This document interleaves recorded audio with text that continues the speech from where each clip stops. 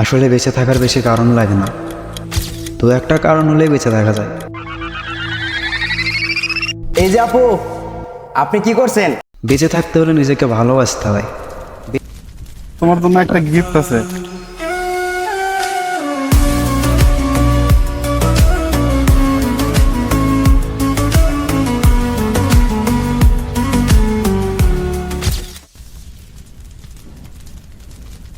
গল্পে ভূত কই? আমি তো আবার ভূতের গল্প ছাড়া শুনি না। যে নিজেকে ভালোবাসতে পারে না, তার বেঁচে থাকার কোনো প্রয়োজন নেই। রিপন,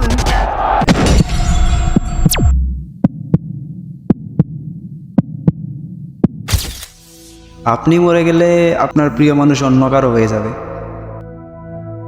শুধু আপনার মরে যাওয়াটা বৃথা যাবে।